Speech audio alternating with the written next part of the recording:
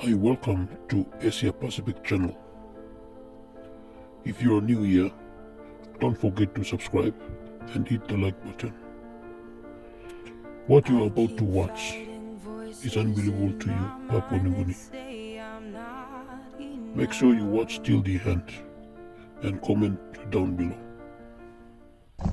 Good evening. I'm Kevin McCarthy. I have the honor of serving as the Speaker of the House. Tonight, however, I stand before you not only as a speaker. I speak to you as a father, a former small business owner, and a taxpayer. You deserve the truth. So let's start with the facts. Our national debt is high, too high, and the problem is getting worse, not better. We are now $31 trillion in debt. That is more than the size of the entire American economy, 20% more.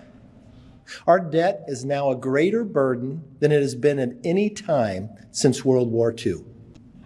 Meanwhile, China is infiltrating our culture, our farmland, and our skies because they see us as weak.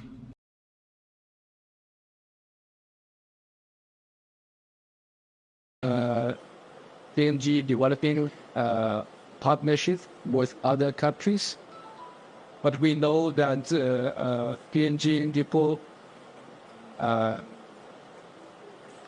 they want a better life, and they see climate change as the biggest challenge.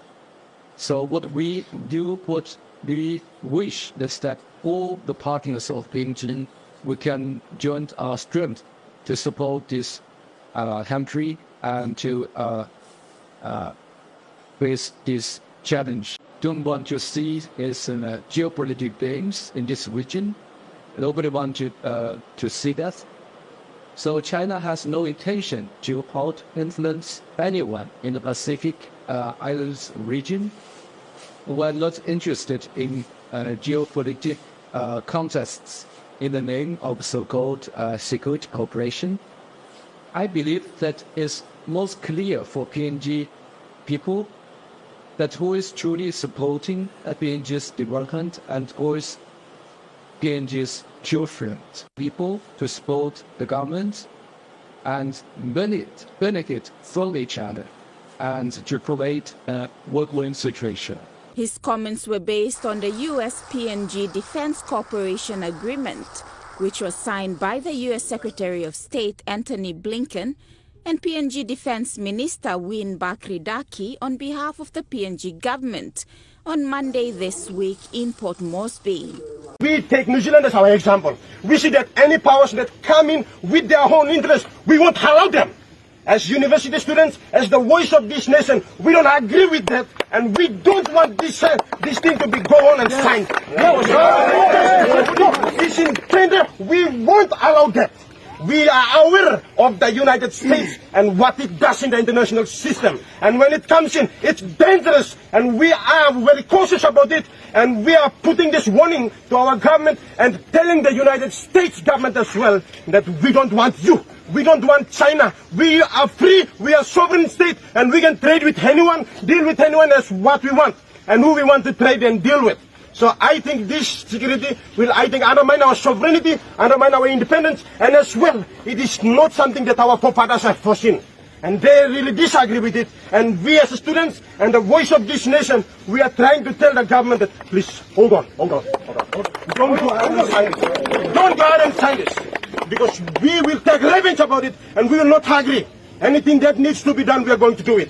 So we are very cautious of our sovereignty, and we are telling our government, don't go ahead and do it. And United States, as a Papua New Guinean, I know you have been doing your politics in the international system. I don't want my country to drag into that. I don't want my country to be Afghanistan, Libya, any other states. I know how great powers behave. That's why, as a political science student, I'm warning this government to be careful in the decision that it is going to make with great powers. As I travel outside, the major question they all ask me is your country safe? Is your country safe?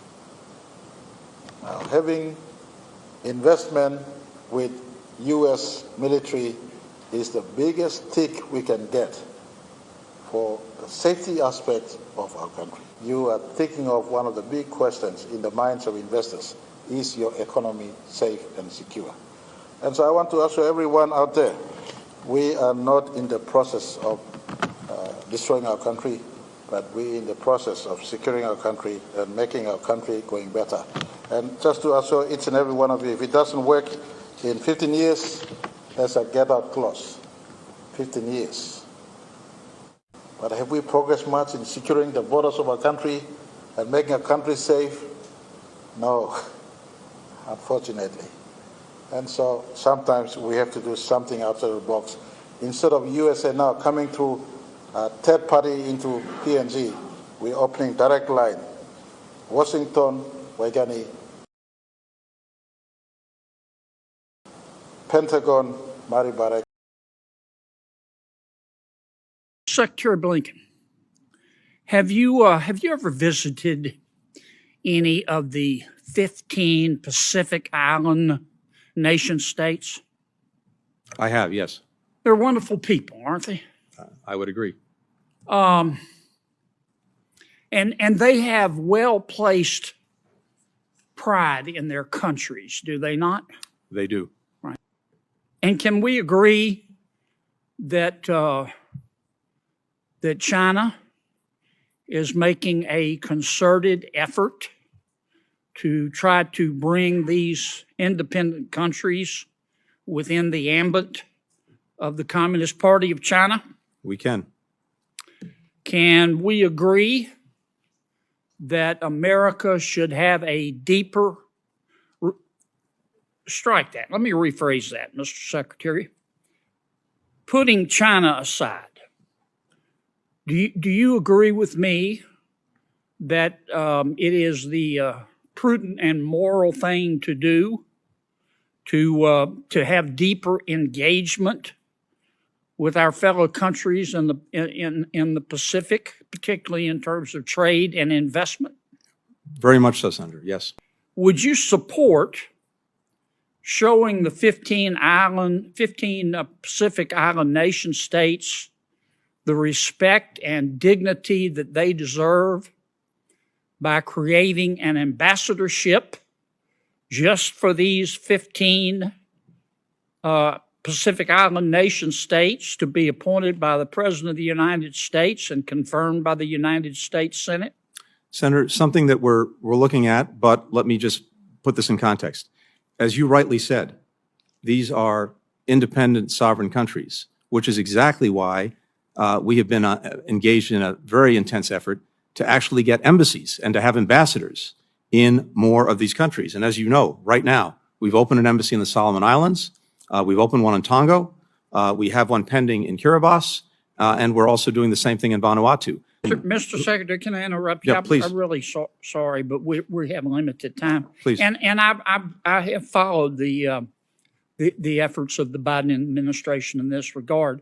But what I'm talking about is appointing and not relying on other envoys or ambassadors. I'm talking about creating a new ambassadorship for the 15 Pacific Island nation states appointed by the President and confirmed by the Senate, who would spend her or his time traveling to all of the island states, talking about trade, investment, and listening.